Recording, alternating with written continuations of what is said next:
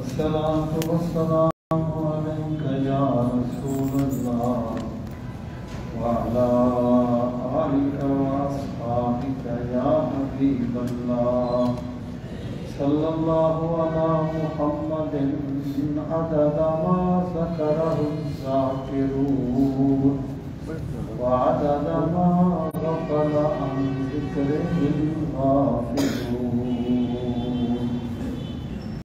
یہ 7ویں پارے کا 8واں رکوع ہے. 7ویں پارے کا 8واں رکوع سورہ الانعام کا دوسرا رکوع. اعوذ باللہ من الشیطان الرجیم. بسم اللہ الرحمن الرحیم. قل سیروا فی الارض ثم انظروا کیف کان عاقبۃ المکذبین. اس کا ترجمہ ہے قل آپ کہہ دیجئے سیرو. یہ سارا یہ سیرو کا معنی ہے چلنا. اسی سے سیر کا لفظ ہے. امر کا صیغہ ہے تم چلو. فی الارض زمین میں. ثم انظروا پھر انظروا تم دیکھو. کیفا کس طرح. کانا ہوا. عاقبۃ المکذبین عاقبہ انجام. المکذبین مکذب جھٹلانے والا. کذب یکذب تکذیب سے اس میں فائد اس کی جمع مکذبین. اور پھر تم دیکھو کہ جھٹلانے والوں کا انجام کیا ہوگا. یہ جو آیا کریمہ ہے اس میں اللہ رب العزت نے مشرکین پر ان کی غلطی واضح کرنے کے لیے انہیں ماضی سے سبق لینے کی تلقین فرمائی. تاریخ جو ہے یہ ایک بڑی کھلی ہوئی کتاب ہوتی ہے انسان کے سامنے. اور جو بندہ تاریخ سے سبق سیکھ لے وہ بہت سعادت مند انسان ہوتا ہے. اور جو بندہ یہ سمجھے کہ پہلوں کے ساتھ تو اس طرح ہو گیا لیکن میرے ساتھ نہیں ہو سکتا وہ بہت بڑی خوش فہمی میں مبتلا ہوتا ہے. عربی زبان کا ایک مقولہ ہے السعید من بوئز بغیرہ. سعادت مند وہ ہے جو دوسرے سے نصیحت پکڑ لیتا ہے. یعنی ایک بندے نے دیکھا کہ وہ فلاں بندے نے اس طرح کیا اس کا یہ انجام ہوا وہ اس سے نصیحت پکڑ لے کہ میں یہ کام نہیں کروں گا تاکہ میرا یہ انجام نہ ہو تو وہ بڑا سعادت مند آدمی ہوتا ہے. اور جو بندہ ماضی کو صرف معلومات میں اضافے کے لیے لیتا ہے اس کا انجام اچھا نہیں ہوتا. اب یہ جو مشرکین مکہ تھے جب یہ شام کے سفر کی طرف جاتے تجارتی سفر کے لیے تو راستے میں قوم عاد اور قوم ثمود کی تباہ شدہ بستیاں آتی تھیں. یہ ان کے پاس سے گزر جاتے اور صرف ایک قصے کہانی کے طور پر ان کو پتا تھا کہ یہ قوم اس طریقے سے تباہ ہو گئی تھی. اللہ رب العزت نے ان کو یہ دعوت دی کہ تم زمین میں چلو پھرو اور پھر دیکھو کہ جو تم سے پہلے اللہ کو جھٹلانے والے تھے اللہ نے ان کا کیا حشر کر دیا تھا. وہ بھی تمہاری طرح غلط فہمیوں میں مبتلا تھے. تمہاری طرح اپنی سرداریوں کے نشے میں وہ بھی ڈوبے ہوئے تھے. لیکن جب اللہ تعالیٰ کا عذاب آتا ہے اس وقت نہ کوئی سرداری بچا سکتی ہے نہ دوستوں کے جتھے بچا سکتے ہیں. اس وقت بس وہی بچتا ہے جسے میرا رب اپنے کرم سے بچا لیتا ہے. تو انہیں یعنی یہ حکم دیا گیا کہ تم ان کے انجام پہ غور کرو کہ یہ کیوں تباہ ہو گئے. اور سامعین محترم جتنی بھی قومیں تباہ ہوئی ہیں وہ کسی مادی کمزوری کی وجہ سے تباہ نہیں ہوئی، بلکہ قومیں ہمیشہ اس وقت تباہ ہوتی ہیں جب اس قوم کے اخلاقیات تباہ ہو جاتے ہیں، یا وہ لوگ جو انسانی قدریں ہوتی ہیں ان کو فراموش کر دیتے ہیں اور اس طریقے سے وہ دین کا مذاق اڑاتے ہیں۔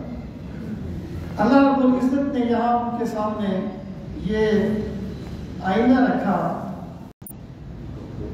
ارشاد فرمایا قل سیروا فی الارض، فرمائیے چلو زمین میں، ثم انظروا، پھر دیکھو۔ یعنی اللہ تعالیٰ نے یہ نہیں فرمایا کہ سیروا فی الارض فینظروا، کہ زمین میں چلو پس دیکھو، بلکہ چلو اور پھر دیکھو۔ اس کا مطلب یہ ہے کہ زمین میں جو چلنا پھرنا ہے اس کے کئی مقاصد ہو سکتے ہیں۔ کوئی بندہ اپنی تجارتی غرض کے لیے جاتا ہے،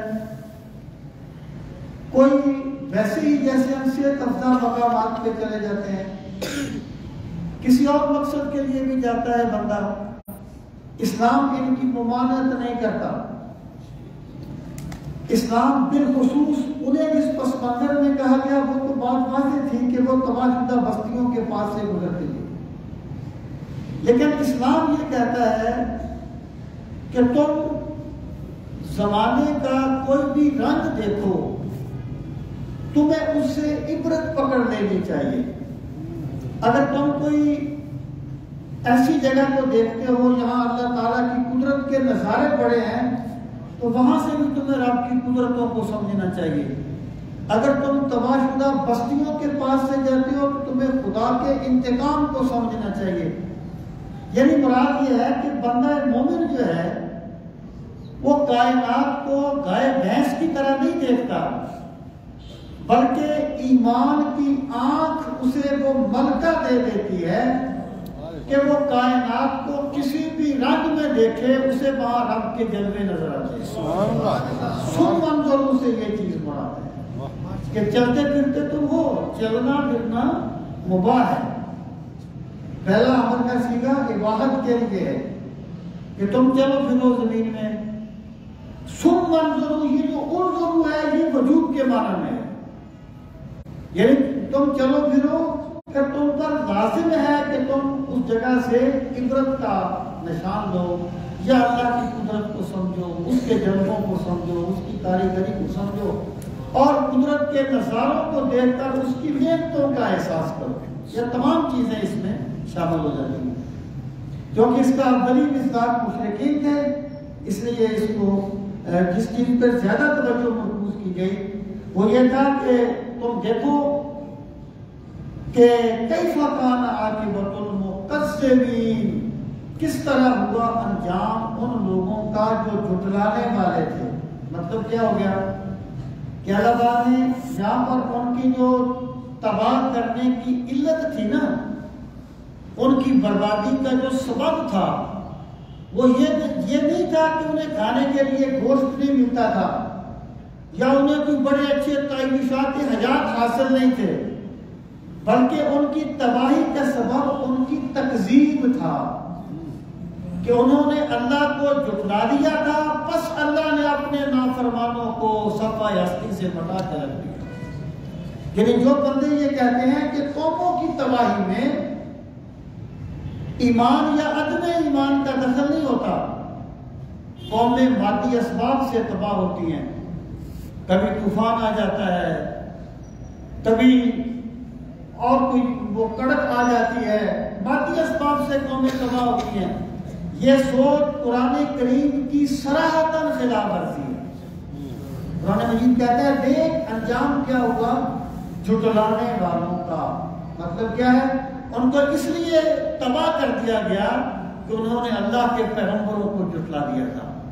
گویا قریش مکہ کے سامنے یہ بات واضح کر دی گئی جب پہلی جھٹلانے والی قوموں کو تباہ کر دیا گیا تھا کہ انہوں نے انبیاء کو جھٹلایا تھا، اور تمہارے پاس تو نبیوں کا نبی اللہ کا آخری پیغام لے کے آیا ہے، اگر تم نے ان کا انکار کر دیا تو سوچو تمہارا انجام کیا۔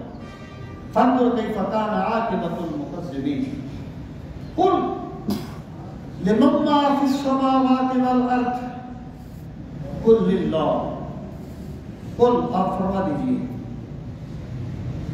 لمن کس کے لیے ہے ما جو کچھ فی السماوات آسمانوں میں ہے والارض اور زمین میں ہے قل للہ آپ فرما دیں اللہ کے لیے ہے۔ لیکن جب ایک سوال کا جواب اتنا واضح ہو کہ مخاطب بھی اس کا انکار نہ کر سکے لیکن اس کا رویہ اس کے خلاف ہو اور وہ خود جواب نہ دینا چاہے تو اس کا جواب دوسرا بندہ دے دیتا ہے کہ یہ بات کس طریقے سے ہے۔ اب مشرکین مکہ بھی یہ نہیں کہتے تھے کہ زمین کو ہمارے بتوں نے بنایا یا آسمان کو ہمارے بتوں نے بنایا، وہ بھی یہ نہیں کہتے تھے کہ ان کا کوئی کائنات کے بنانے میں یا چلانے میں ان کی کوئی مداخلت ہے۔ وہ بھی مانتے تھے کہ اگر آپ ان سے پوچھیں کس نے بنایا زمین کو، یہ کہیں گے اللہ نے بنایا، کس نے بنایا آسمان کو، یہ کہیں گے اللہ نے بنایا۔ تو اللہ پاک نے فرمایا ان سے پوچھئے کہ زمین و آسمان میں جو کچھ ہے وہ کس کے لیے ہے؟ قل للہ آپ خود فرما دیں کہ وہ اللہ کے لیے ہے کیونکہ اس کا انکار انہیں بھی نہیں ہے۔ یہ وجہ یہ بات کیوں بیان فرمائی؟ دیکھیں جس بندے نے اللہ تعالیٰ کی طاقت کو مان لیا، اللہ تعالیٰ کی قدرت کو مان لیا، وہ کبھی اللہ تعالیٰ کی نافرمانی نہیں کر سکتا۔ جس بندے کے بارے میں بندہ سمجھتا ہے کہ یہ بڑا پاورفل ہے، اگر میں نے اس کی بات نہ مانی مجھے اس کی سزا بھگتنی پڑے گی، بندہ کبھی اس کی بات نہیں ٹالتا۔ تو جب بندے کو یہ یقین ہو جائے کہ زمین و آسمان کے ذرے ذرے پر میرے رب کی بادشاہی ہے، میں اس کے دسترخوان سے کھاتا ہوں، اس کی نعمتیں کھاتا ہوں، تو اللہ کی قدرت کا یہ یقین اس میں اللہ کی عبدیت کا جذبہ پیدا کرے گا۔ اس اصول پہ فرمایا گیا کل من کس کے لیے ہے جو کچھ آسمانوں میں ہے اور جو کچھ زمین میں ہے، کل للہ کہہ دیجئے اللہ کے لیے ہے، کیونکہ اس کا انکار انہیں بھی نہیں ہے کہ زمین و آسمانوں میں جو کچھ ہے وہ اللہ کا ہے، کیونکہ ابھی ان کے بت نہیں تھے اور زمین تھی، بت نہیں تھے اور آسمان تھا، بت نہیں تھے اور کائنات تھی۔ اس کا مطلب یہ ہے کائنات کے میں کوئی مداخلت ان کی نہیں ہے، سب کچھ اس ذات کا ہے جو ہمیشہ سے ہے اور ہمیشہ رہنے والا ہے۔ کل ذکر اللہ کتب علی نفسہ الرحمہ۔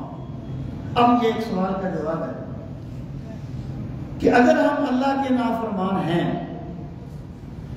اور اگر اللہ تعالیٰ اتنی قدرت والا ہے تو پھر کیا وجہ ہے کہ اللہ تعالیٰ انہیں تباہ کیوں نہیں کر دیتا؟ یہ سرکشی کرتے رہتے ہیں، اللہ تعالیٰ انہیں تباہ و برباد کیوں نہیں کر دیتا؟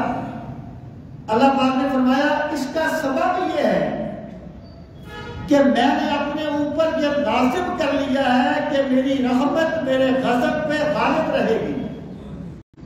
حدیث پاک میں آتا ہے اللہ تعالیٰ نے زمین و آسمان سے پہلے ایک کتاب لکھی اور اس میں اللہ پاک نے فرمایا کتب علی نفسہ، اس میں اللہ پاک نے فرمایا غلبت رحمتی علی غضبی، کہ میری جو رحمت ہے وہ میرے غضب پر غالب ہو گئی ہے۔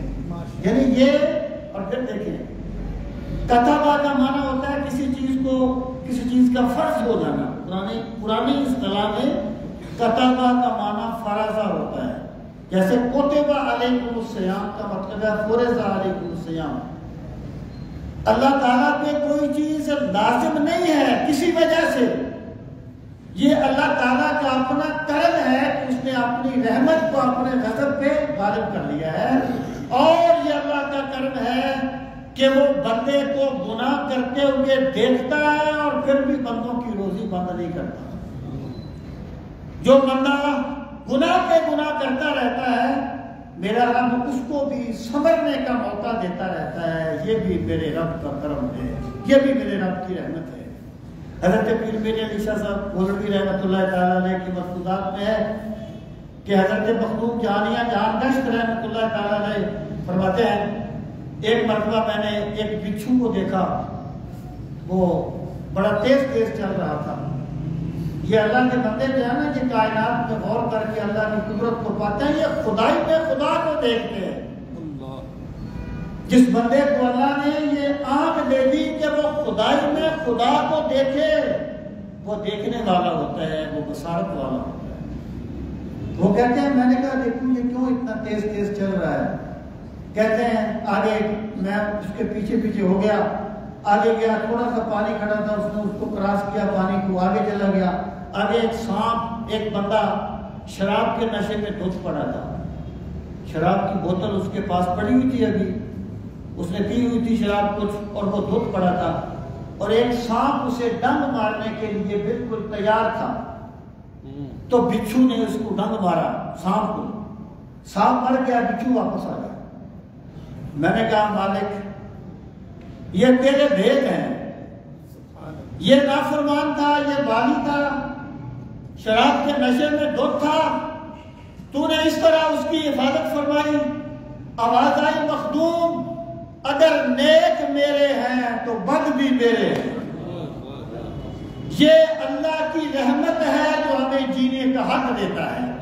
کتب علی نفسہ الرحمہ، کوئی سرکش، کوئی باغی یہ نہ سمجھے کہ اللہ تعالیٰ کی طاقت کے دائرے سے باہر ہو گیا ہے، بلکہ یہ سمجھے کہ میرا رب ہے جو میری سرکشی کے باوجود، جس کی رحمت مجھے ڈھانپے رکھتی ہے، جس کا کرم کی چادر مجھ پہ تنی رہتی ہے، اور یہ اس رب کے کرم کا صدقہ ہے کہ میں جی رہا ہوں، اور اللہ مجھے نعمتیں بھی عطا فرما رہا ہے۔ کتب علی نفسہ الرحمہ، اللہ تعالیٰ نے اپنے اوپر رحمت کو لازم کر لیا ہے۔ مراد یہ ہے کہ اگر اللہ تعالیٰ بندوں کی روزی کم نہیں کرتا تو بندہ یہ نہ سمجھ لے کہ میں صحیح راستے پہ، بھی بندے کی ایک کمزوری ہے، یعنی بندے کو حق اور باطل کا جو فیصلہ کرتے ہیں وہ مادی اسباب کی بنیاد پر کرتے ہیں کہ جناب اس کو کاروبار بڑا چل رہا ہے، اس سے ثابت ہوا کہ اللہ اس سے بڑا خوش ہے، اور وہ بڑا تندرست ہے، اس کا مطلب یہ ہے کہ اللہ اس سے بڑا خوش ہے۔ دنیا میں جو کچھ بھی ملتا ہے یہ اللہ کے راضی ہونے کی دلیل نہیں ہوتا، اور اگر بندے کو کچھ نہیں ملا تو یہ اللہ کے ناراض ہونے کی دلیل نہیں ہے۔ دنیا میں جو کچھ بھی بندے کو ملتا ہے بطور امتحان کے ملتا ہے، اور آخرت میں جو کچھ ملے گا وہ اللہ کے راضی ہونے کی دلیل ہوگا۔ تو یہاں پر اگر اللہ تعالیٰ ایک سرکش کو دیتا ہے اور وہ دیتا ہے تو یہ اس کی رحمت ہے، اس کا یہ مطلب نہیں ہے کہ اللہ اس سے راضی ہے۔ اللہ راضی اس سے ہے جو اللہ کو راضی کرنے میں لگا رہتا ہے۔ وہ تخت پہ بیٹھا ہو پھر بھی اللہ اس سے راضی ہے، وہ جھونپڑے میں سوتا ہو پھر بھی اللہ اس سے راضی ہے۔ یہاں کے پیمانے مادی نہیں ہوتے، ان کا تعلق دل کے ساتھ ہوتا ہے۔ کتب علی نفسہ الرحمہ، اللہ تعالیٰ نے اپنے اوپر رحمت کو لازم کر لیا۔ لَيَجْمَعَنَّكُمْ إِلَىٰ يَوْمِ الْقِيَامَةِ لَا رَيْبَ فِيهِ، کہ لوگوں اگر تمہارے اس انکار کے باوجود اللہ تعالیٰ تمہیں اپنی رحمتوں سے نوازتا رہتا ہے تو اس کا یہ مطلب نہیں ہے کہ تم سرکشی میں آگے بڑھتے جاؤ۔ یہاں ایک چیز محسوس ہے، اور وہ یہ ہے کہ تم پر لازم ہے کہ تم اپنے گناہوں پر توبہ کرو۔ لَيَجْمَعَنَّكُمْ إِلَىٰ يَوْمِ الْقِيَامَةِ، یقیناً اللہ تعالیٰ تم سب کو اکٹھا کرے گا اِلَىٰ يَوْمِ الْقِيَامَةِ، قیامت کے دن کی طرف۔ یعنی یہاں پر زندگی گزر جائے گی۔ وہ شاہ رسول الدین مولوی نے کہا تھا کہ خواہ گاڑی ہو خواہ چھکڑا ہو، منزل دور تک پہنچنا ہے، منزل دور تک پہنچنا ہے، خواہ گاڑی ہو خواہ چھکڑا ہو۔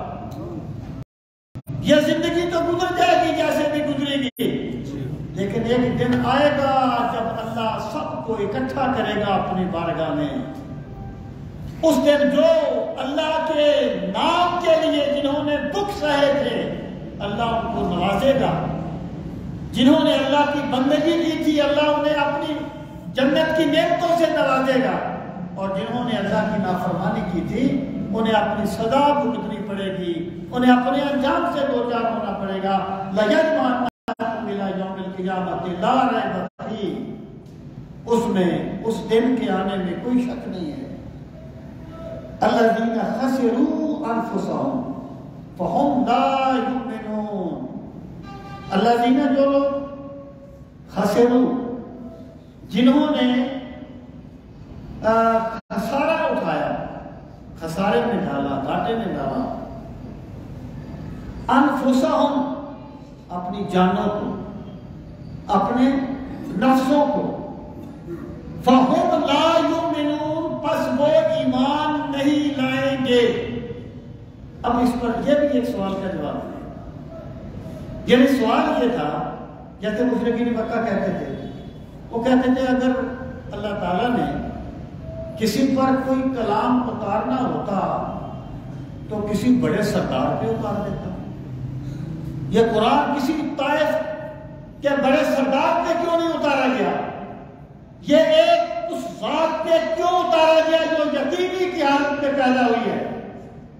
یعنی ان کا خیال یہ تھا کہ اگر یہ کوئی عقل مندی والی بات ہوتی ہم سب سے پہلے اسلام کو قبول کرنے والے ہوتے۔ اگر یہ کیا بات ہے کہ ہم اتنے دانش مند ہیں اور ہم نے اسلام کو قبول نہیں کیا، اور یہ غریب لوگ جو ہیں یہ اسلام کو قبول کر کے بیٹھے ہیں اور سمجھتے ہیں کہ اللہ ہم سے بڑا راضی ہے، یہ ان کا ایک سوال ہے۔ اللہ رب العزت نے اس آیت میں اس کا جواب دیا۔ یہاں پر جو ہے نا خسروا انفسہم، اس کا مطلب یہ ہے جنہوں نے اپنی جانوں کو گھاٹے میں ڈالا۔ یہاں پر ایک چیز تو یہ ہے کہ یہ بندے کی کمزوری ہے کہ یہ دوسروں کے وہ عیب بھی دیکھ لیتا ہے جو ان میں ہوتے نہیں ہیں، لیکن اسے اپنی ذات کے عیب نظر نہیں آتے۔ کوئی بندہ جب بھی گناہ کرتا ہے دراصل وہ اپنی ذات پہ زیادتی کر رہا ہوتا ہے، اپنی ذات پہ ظلم کر رہا ہوتا ہے، لیکن جس بندے کو اللہ نے اپنی غلطیاں دیکھنے والی آنکھ دے دی اس بندے پر تو اللہ نے بڑا کرم فرما دیا۔ سبحان اللہ۔ یہاں یہ بات فرمائی کہ جن لوگوں نے اپنی جانوں کو خسارے میں ڈالا وہ ایمان نہیں لا رہے۔ اب اس کا ایک مطلب کیا ہے کہ خسروا انفسہم سے مراد کیا ہے کہ اللہ تعالیٰ نے بندے کو صلاحیت دی تھی۔ صلاحیت کس کی تھی؟ حق پرستی کی۔ اللہ تعالیٰ نے بندے کو ظلمت میں پیدا نہیں کیا، اللہ تعالیٰ نے بندے کو بھٹکنے کے لیے پیدا نہیں کیا، اللہ تعالیٰ نے انسان پر حق کو آخری حد تک واضح کر دیا۔ عالم ارواح نے اس سے اپنی الوہیت کا عہد لیا، الستو بربکم، کیا میں تمہارا رب نہیں ہوں؟ اللہ اللہ۔ وہ عہد بندے کی فطرت میں سما دیا گیا، اور پھر کیا اللہ نے بندے کو اپنے سلیم دے دی۔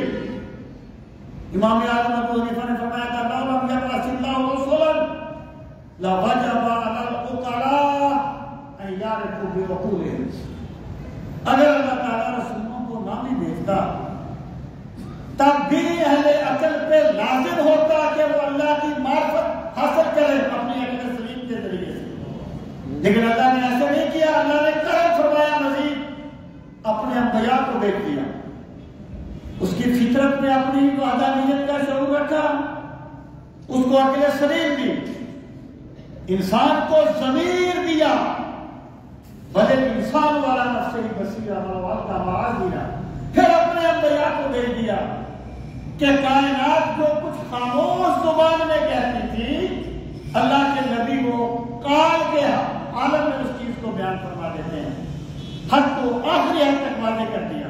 لیکن جو لوگ پھر بھی باطل پر ڈٹ گئے، جن لوگوں کے اپنے مفادات انہیں اتنے محبوب ہو گئے کہ وہ باطل پر ڈٹ گئے، انہوں نے اپنی اس صلاحیت کو ضائع کر لیا جو اللہ نے انہیں حق کو پہچاننے کے لیے دی تھی۔ یہاں خسروا انفسہم سے یہ مراد ہے کہ جنہوں نے اپنی اس صلاحیت کو برباد کر دیا جو اللہ تعالیٰ نے انہیں عطا فرمائی تھی، اب اس کا رزلٹ کیا نکلے گا؟ فَهُمْ لَا يُؤْمِنُونَ، وہ ایمان نہیں لائیں گے۔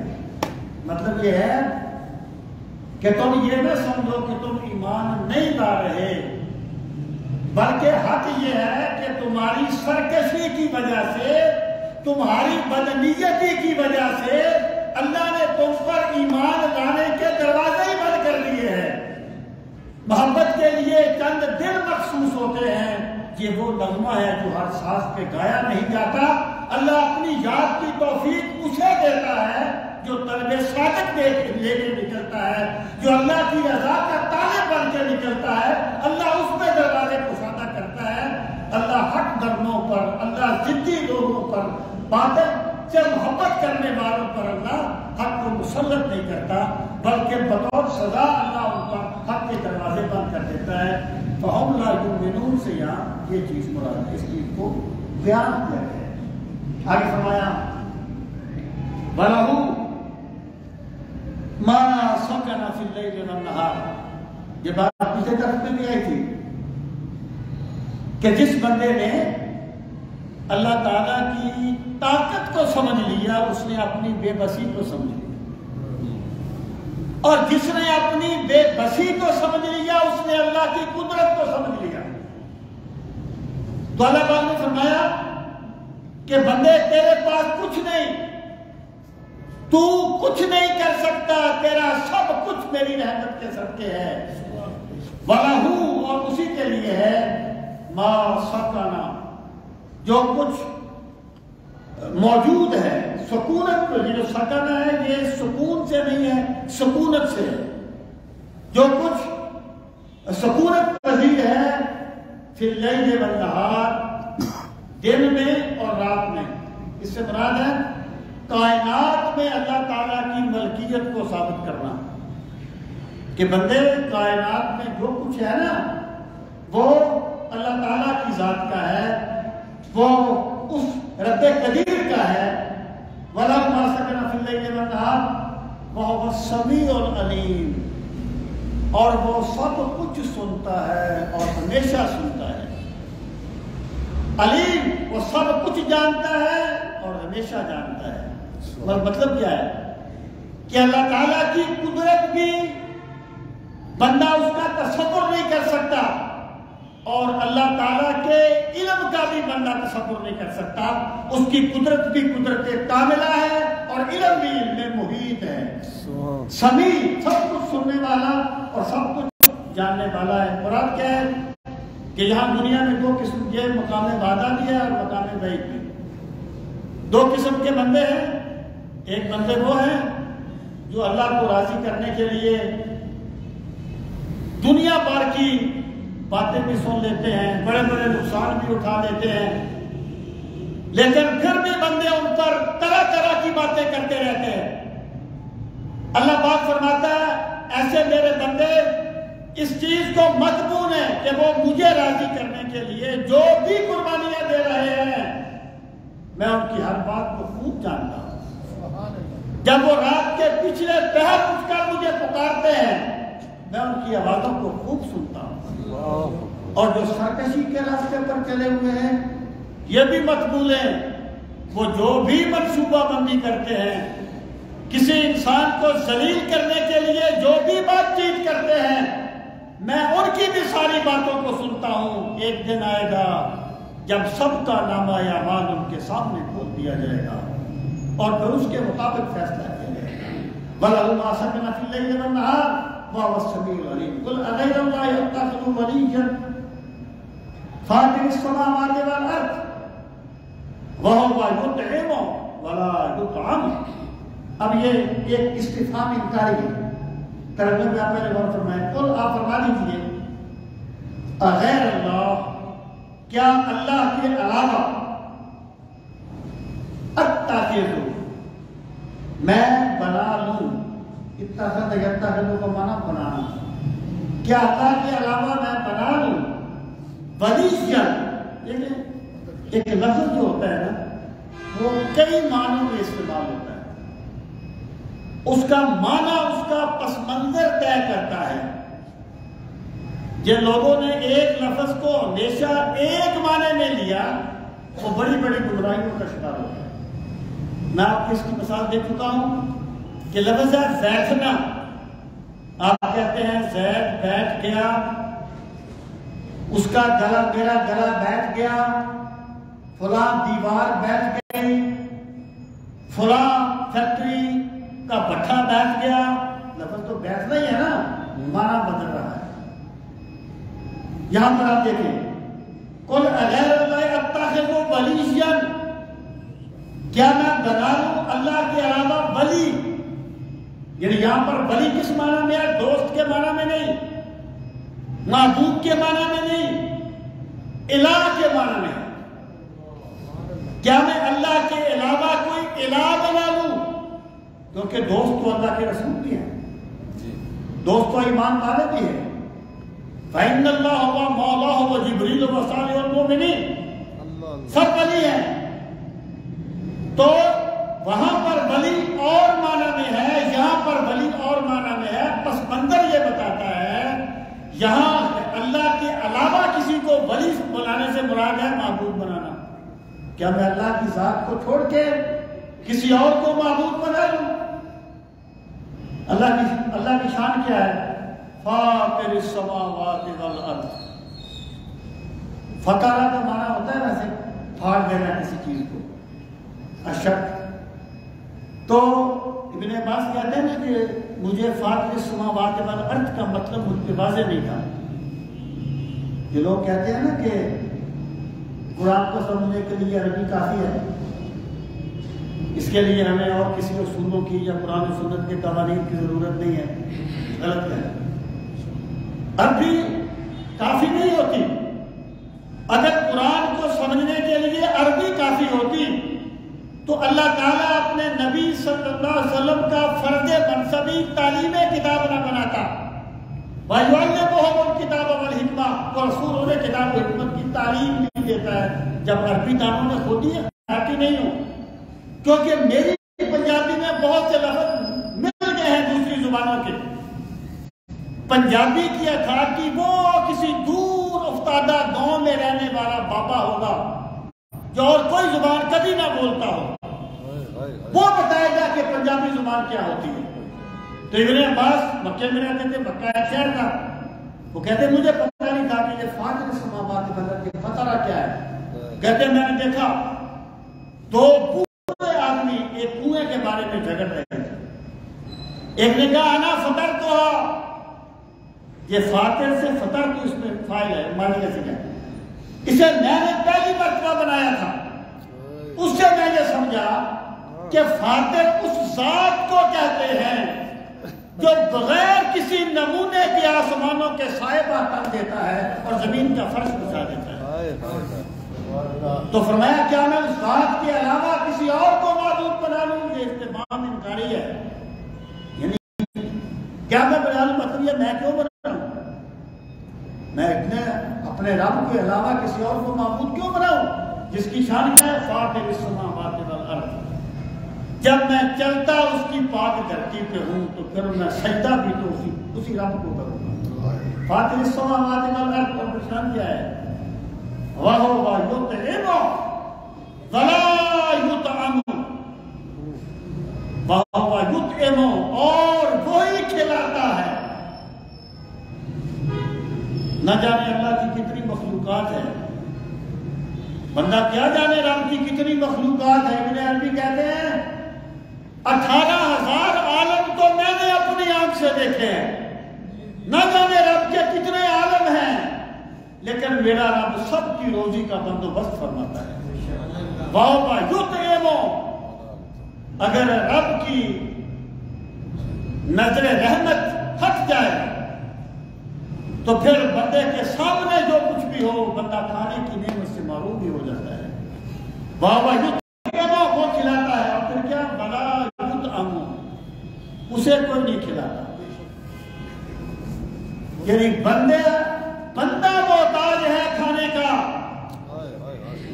اسی لیے حضرت عیسیٰ کو جو الہ مانتے تھے نا نصارہ، اور حضرت مریم کو انہیں کہا گیا چھٹے پارے کے آخر میں کانا یاکلان الطعام، وہ تو دونوں کھانا کھایا کرتے تھے. جو کھانے کا محتاج ہو وہ الہ نہیں ہوتا، الہ وہ ہوتا ہے جس کے دسترخوان سے سارے کھاتے ہیں. وَهُوَ يُطْعِمُ وَلَا يُطْعَمُ، میرے رب کی شان یہ ہے وہ سب کو کھلاتا ہے اور کوئی اس کو نہیں کھلاتا. تو جب میں کھاتا اس کے دسترخوان سے ہوں تو میں سجدہ کسی اور کو کیوں کروں گا، میں الہ کسی اور کو کیوں مانوں گا. پھر فرمایا کوئی نہیں میرے کو آپ فرما دیں انی بے شک میں امر تو مجھے حکم دیا گیا ان اکونا کہ میں ہو جاؤں اولا سب سے پہلا من اسلم، من جو اسلم جس نے اپنا سر جھکایا. اسلم اسلام حقیقت میں کیا ہے؟ گردن نہادن نتات، سر تسلیم خم کر دینا، اس کو اسلام کہتے ہیں. یعنی جو بھی بندہ نہیں، جو چیز بھی رب کے سامنے جھکی، مجھے حکم دیا گیا میں سب سے پہلے سر جھکانے والا ہو جاؤں.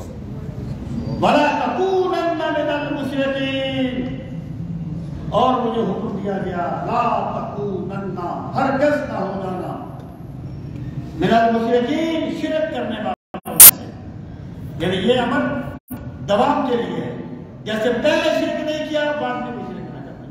یہ جو آیت ہے ان اکونا اول من اسلم، اس کا ایک مطلب تو یہ ہے کہ جس طریقے سے امتی ایمان لاتا ہے کہ جبریل سرکار کے پاس آتے تھے، اس طرح نبی بھی ایمان لاتا ہے کہ میرے پاس آنے والا جبریل ہی ہے. آمن الرسول بما انزل الیہ من ربہ، اس سے یہ چیز مراد ہے.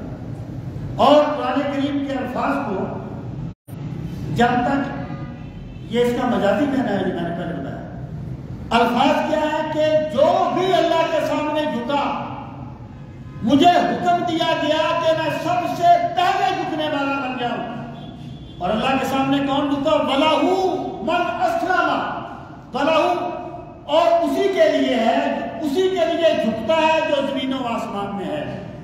وَلَهُ أَسْلَمَ فِي السَّمَاوَاتِ وَالْأَرْضِ، زمین و آسمان میں جو کچھ بھی اللہ کے سامنے جھک گیا ہے.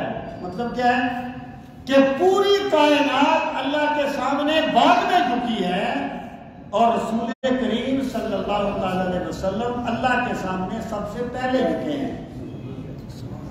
یہ اول الخلق ہونے کی دلیل ہے. اول ما خلق اللہ نوری، کہ جب اللہ نے مخلوق بنائی تو سب سے پہلے مجھے پیدا فرمایا تھا اپنی ذات سے. یہ اس پر دلیل ہے. اسی طریقے سے رحمت للعالمین، عالمین تمام جہانوں کو کہتے ہیں. اگر سرکار جہانوں سے پہلے تھے تو ان کے لیے رحمت بنتے تھے، ورنہ رحمت نہیں بنتے تھے. تو وَلَهُ أَسْلَمَ یا نہیں کی جاتی ہے، نہیں ہے، یہ بھی اصل میں امر ہی ہوتا ہے. یعنی آپ نے ایک بندے کو کہا بیٹھ، آپ نے حکم دیا، آپ نے کہا مت بیٹھ، پھر بھی آپ نے حکم ہی دیا ہے. تو نہیں بھی ایکچولی یہ حکم ہی ہوتا ہے. تو امر کا جو صیغہ ہے، جب بھی کسی کو حکم دیا جائے تو لازمی نہیں ہے کہ بندہ کوئی غلط کام کر رہا ہو تو اسے حکم دے کے روکا جائے. کبھی کبھی امر کا صیغہ دوام کے لیے بھی آتا ہے. جیسے بندہ بلا توتے من اغفلنا قلبہ عن ذکرنا، کہ جو بندہ ہماری یاد سے غافل ہو گیا ہے اس کی اطاعت نہ کرنا. سرکار نے کبھی پہلے بھی اطاعت نہیں کی تھی. اللہ اللہ، سرکار نے کبھی نہ اطاعت کی تھی کسی اور کی، نہ سوچا تھا کرنے کا. یہ دوام کے لیے ہے. اور یہ اب کیوں کہیے کہ اس میں آداب بندگی سرکار کو سکھائے گئے ہیں. وَلَا تَكُونَنَّ مِنَ الْمُشْرِكِينَ، اور نہ ہو جانا شرک کرنے والوں میں سے. اب آگے فرمایا قل، اے میرے پیغمبر صلی اللہ علیہ وسلم آپ فرما دیجیے، انی اخاف، میں سوال ہی پیدا نہیں ہوتا کہ دوزخ میں جاؤں. اور بڑے لمبے چوڑے والے بندے کو اللہ کی کی رحمت سے مایوس نہیں ہونا چاہیے، لیکن بندے کو خوش میں مبتلا ہو کر بڑی بڑی باتیں نہیں کرنی چاہیے۔ فرمایا کو نافرمانی کی اتنی اخاف ہو، بے شک میں ڈرتا ہوں۔ اس کا مطلب کیا ہو گیا؟ اللہ سے ڈرنا یہ عبدیت کی شان ہے۔ فرما دیا میں ڈرتا ہوں کس کی سے؟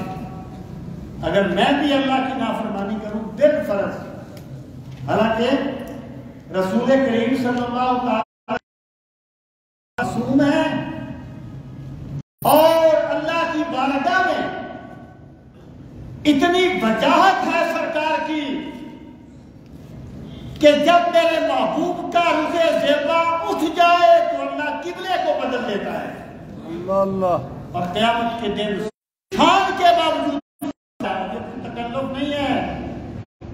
یہ ایک بات کو واضح کرنا مقصود ہے کہ کوئی بندہ یہ نہ سمجھے کہ میں گناہ کروں گا تو مجھے کچھ نہیں ہوگا کیونکہ میں فلاں خاندان کا ہوں، کیونکہ یہ ہے، کیونکہ وہ ہے۔ اے میرے نبی آپ فرما دیجیے اگر بالفرض میں علم صرف ہے جس علم میں کلمات کو پھیرا جاتا ہے، ایک لفظ ہے قتل، قتل سے قاتل کس اصول کے تحت بنے گا، مقتول کس اصول کے تحت بنے گا، مقتل کس اصول کے تحت بنے گا، یقتل کس اصول کے تحت بنے گا، اس علم کو علم صرف کہتے ہیں۔ میں یوں صرف آپ فرما دیں جس سے پھیر دیا گیا ان ہو، جس سے یوم اس دن یعنی قیامت کے دن جس بندے سے اللہ نے عذاب کو دور کر دیا فقد رحمہ، اللہ نے اس پہ رحم فرما دیا۔ مطلب کیا ہے؟ بندہ یہ نہ سمجھے کہ مجھے میرا حق مل گیا ہے، بندہ یہ نہ سمجھے کہ دوزخ سے نجات میرا حق تھا، میرا استحقاق تھا، نہیں، جس سے بھی عذاب کو ہٹا دیا جائے وہ یہ سمجھے میرے رب نے مجھ پہ رحم فرمایا ہے اور مجھے بخش دیا۔ وَذَلِكَ الْفَوْزُ الْمُبِينُ، اور یہی تو ہے کامیابی، بالکل واضح کامیابی۔ جس بندے کو اللہ نے اس دن نجات کا پروانہ دے دیا وہ بندہ بہت بڑی کامیابی پا گیا۔ اب فرمایا إِن يَمْسَسْكَ اللَّهُ بِضُرٍّ فَلَا كَاشِفَ لَهُ إِلَّا هُوَ۔ اب بندہ جو ہے اس کے گناہ کا ایک سبب کیا ہوتا ہے؟ اس کے سہارے ہیں۔ بندہ سمجھتا ہے کہ یار یہ بات تو غلط ہے کہ میرا دوست کہتا ہے، لیکن اگر میں یہ نہ کروں گا تو کل کو یہ میرے کام نہیں آئے گا، پھر میں مشکلات میں پھنس جاؤں گا۔ اللہ پاک نے فرمایا کام بندوں سے نہیں ہوتے، اللہ کی عطا سے ہوتے ہیں۔ میں یسرا بندے صرف سہارا ہے، سہارا زمانے کا سہارا تو دکھاوا ہی دکھاوا ہے، حقیقت میں میرا مولا مجھے گرنے نہیں دیتا۔ جب اللہ سہارا دیتا ہے تب لوگ بھی سہارا بن جاتے ہیں۔ اگر اس کی نظر کرم ہٹ جائے تو کوئی بھی سہارا دینے والا نہیں ملے گا۔ اگر یا مسس کا اگر پھیر دے تجھ سے اللہ تعالی بہتر ہے کوئی نقصان، اگر اللہ تعالیٰ تجھے مبتلا کر دے کسی نقصان میں، فلا کاشف لہ الا ہو، کشف ہوتا ہے ہٹا دینا، کشف ہٹا دینا، فلا کاشف اس کو نہیں ہے کوئی ہٹانے والا لہو اسے، الا ہو مگر وہی، یعنی جو بندہ کسی مصیبت میں مبتلا ہو جائے اور پھر وہ مصیبت ہٹ جائے تو اسے ہٹانے والا اللہ ہوتا ہے۔ ڈاکٹر دوائی دیتا ہے، دوائی آرام کا ذریعہ بن جاتی ہے، لیکن دوائی آرام نہیں دیتی، آرام میرا رب دیتا ہے۔ جس بندے نے پردوں کو اٹھا کے اسباب کو اٹھا کے مسبب اور اسباب کو دیکھ لیا وہی تو مومن ہے۔ اس کا یہ مطلب نہیں ہے کہ بندہ اسباب کو ترک کر دے۔ جس طریقے سے ایک بیمار بندے کو بیمار بندہ ڈاکٹر کے پاس جاتا ہے اسی طرح کوئی بندہ کسی مشکل میں کسی مقرب الہی کو پکار لیتا ہے تو یہ سب ذریعے ہیں مصیبتوں کو دور کرنے والے میرے رب کی ذات ہے. تو کوئی نہیں ہے اس کو ہٹانے والا مگر وہی. وَيَمْسَسْكَ بِخَيْرٍ، اور اگر وہ تجھے دے دے کوئی بھلائی فَهُوَ عَلَىٰ كُلِّ شَيْءٍ قَدِيرٌ، تو پس بے شک وہ ہر شے کے پوری طرح قادر ہے. جب اللہ تجھے کوئی سکھ دینا چاہے گا کوئی مجھ سے وہ سکھ چھین نہیں سکے گا. جب اللہ تجھے کسی دکھ میں مبتلا کرنا چاہے گا کوئی اللہ کے مقابلے میں دور نہیں کر سکے گا. تو دکھ اور سکھ جس ذات کے دست قدرت میں ہے تجھے چاہیے کہ سب سے بڑھ کر اسے راضی کرنے کی فکر کرے، اسے راضی کرنے کی فکر کرے. ورنہ کیا ہے کہ وہ میں نے جس کے لیے ساری حدوں کو توڑ دیا کو ناراض کر لیتا ہے، ایک دن آتا ہے وہی بندہ اسی بندے کا گریبان پکڑ لیتا ہے. لیکن بندے اس بات کو نہیں سمجھتے. یہ تاریخ میں تو پڑھتے ہیں کہ یہ غداروں کے سر کے مینار بن گئے لیکن اسے اپنے اوپر طاری نہیں کرتے. یہ تاریخ میں تو پڑھتے ہیں کہ فلاں بندے نے فلاں ظالم کی مدد کی تھی، اللہ نے اس کو اسی پر مسلط کر دیا تھا، لیکن اپنے اوپر طاری نہیں کرتے. یہ بندے کی کمزوری ہے. تو علماء نے فرمایا جس کے دست قدرت میں تیرا دکھ سکھ ہے تجھے چاہیے کہ سب سے بڑھ کر اس کی رضا کو ترجیح دے. وَهُوَ الْقَاهِرُ فَوْقَ عِبَادِهِ، اور وہ پورے غلبے والا ہے اپنے بندوں کے اوپر. کوئی بندہ اللہ کی طاقت سے بیر نہیں ہے. بندہ سانس بھی تب لیتا ہے جب رب کا کرم شامل حال ہو جاتا ہے. یہ ایک قدم نہ اٹھا سکے، ایک سانس نہ لے سکے اگر رب کا کرم اس کی دستگیری نہ کرے. جس بندے نے اپنے آپ کو رب کے سامنے بے بس کر دیا کہ مالک طاقت میرے پاس نہیں، طاقت تیرے پاس ہے، اس بندے نے توحید کا ذائقہ چکھ لیا.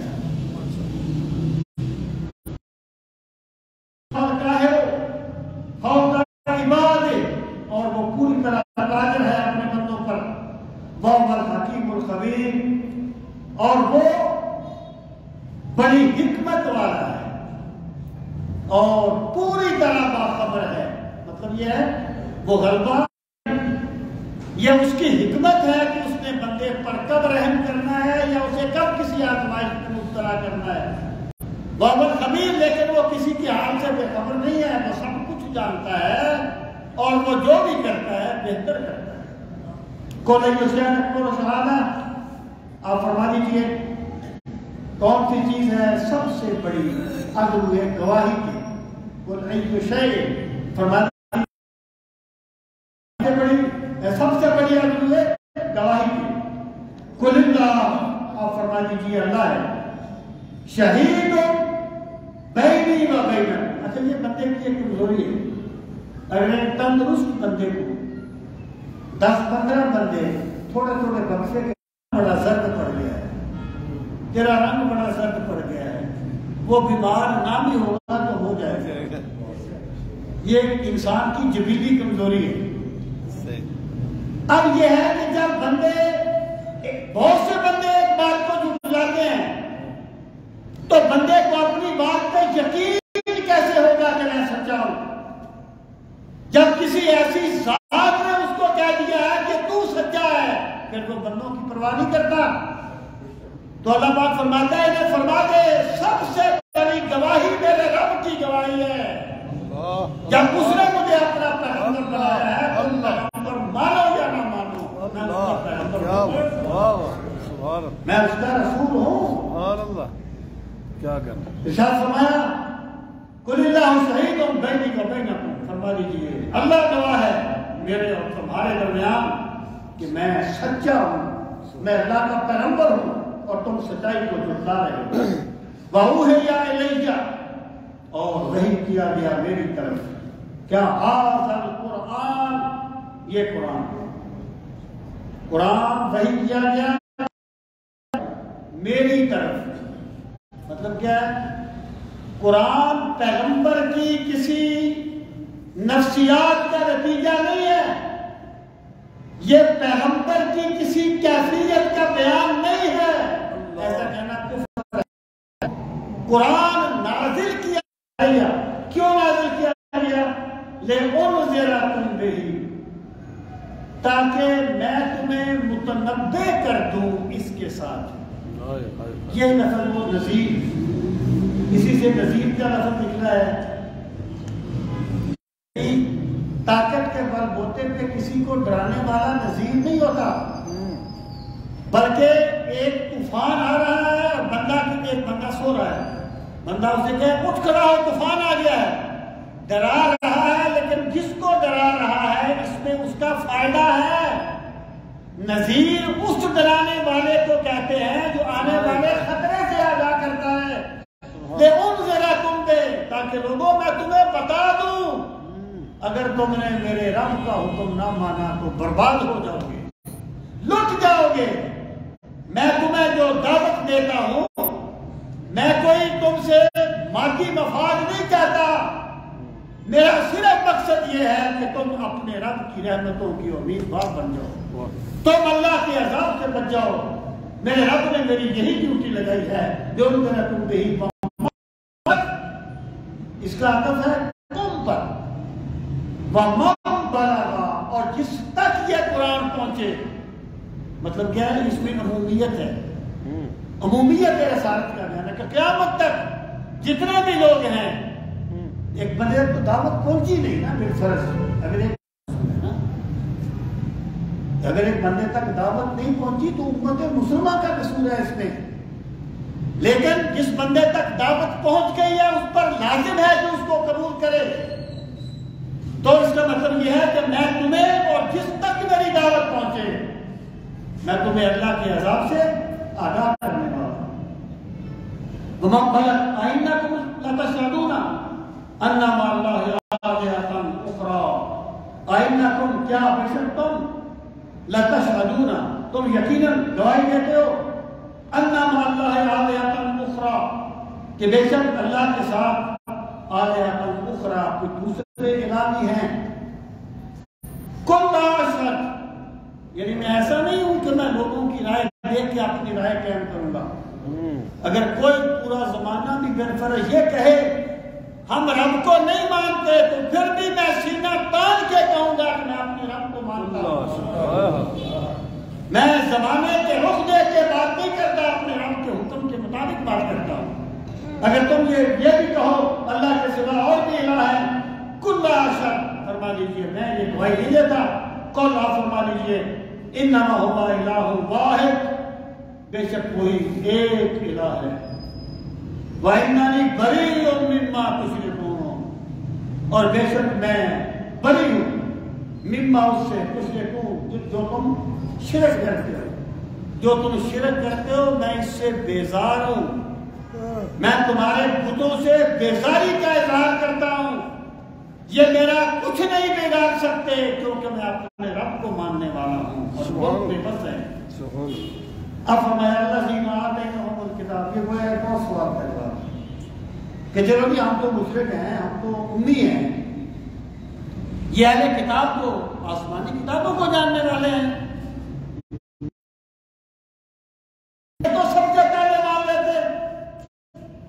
تو اللہ پاک فرماتا ہے الذین آتیناہم الکتاب، وہ لوگ جنہیں ہم نے کتاب عطا فرمائی، یعرفونہ، وہ پہچانتے ہیں انہیں، یعنی ہو کا مرجع ہے ذات رسالت واب صلی اللہ علیہ وسلم، وہ پہچان کتابوں میں ذکر کر دیا ہے کہ پیغمبروں نے انہیں اتنی تفصیل سے بتایا کہ جب انہوں نے دیکھا تھا جیسے بندہ دور سے اپنے بیٹے کو دیکھ کے پہچان لیتا ہے، یہ بھی پہچان گئے تھے کہ یہ وہی نبی آخر الزمان ہے جن کی آمد کا تذکرہ ہمارے انبیاء کرتے آئے ہیں، ہماری آسمانی کتابیں کہتی ہیں۔ الذین خسروا انفسہم، پھر کوئی بات آ گئی، لیکن جن لوگوں نے ضد کی وجہ سے اپنی صلاحیت کو برباد کر دیا ہے، جنہوں نے اپنی جان کو تباہ کر دیا ہے، فہم لا یؤمنون، وہ ایمان نہیں لائیں گے، جن کی صلاحیت باقی ہے نا لیں گے۔ اور جنہوں نے صلاحیت کو برباد کر دیا ہے وہ کوئی نہ کوئی بہانے لاتے رہیں گے اور ایمان نہیں لائیں گے۔ اللہ تعالیٰ ہمیں دین کا فہم صحیح نصیب فرمائے۔ وما علینا الا البلاغ۔ الحمد للہ رب العالمین والعاقبۃ للمتقین، الصلاۃ والسلام علی سید المرسلین وعلی آلہ واصحابہ اجمعین۔ ربنا آتنا فی الدنیا حسنۃ وفی الآخرۃ حسنۃ وقنا عذاب النار۔ ربنا وآتنا ما وعدتنا على رسلك ولا تخزنا يوم القيامة إنك لا تخلف الميعاد۔ یا ارحم الراحمین، ہم سب کی بارگاہ جانی میں قبول و منظور فرما۔ یا اکرم الاکرمین، ہمیں قرآن کریم کی تلاوت کا ذوق نصیب فرما۔ میرے مالک، قرآن مجید کو سمجھنے کے لیے ہمیں شرح صدر کی نعمت سے نواز۔ یا ارحم الراحمین، قرآن مجید کے انوار و تجلیات کا واسطہ ہمارے تاریخ دلوں کو منور فرما۔ میرے مالک، ہماری قبروں کو بھی منور فرما۔ میرے مالک، قیامت کی تاریخیوں میں بھی قرآن مجید کا نور نصیب فرما، قرآن مجید کی شفاعت نصیب فرما۔ یا اکرم الاکرمین، اپنے اس بابرکت کتاب کا واسطہ تمام دکھیوں کے دکھ دور فرما، آمین۔ تمام پریشانیاں نصیب فرما۔ میرے مالک، جبھی مومنین مومنات اس جہان سے چلے گئے سب کی مغفرت فرما، سب کے درجات کو بلند فرما۔ جو تیرے بندے تیری پاک کتاب کی محبت میں وقت دیتے ہیں، میرے مالک ان کی حاضری کو شرف قبولیت عطا فرما۔ میرے مالک ان کے رزق میں برکتیں عطا فرما، جان مال میں برکتیں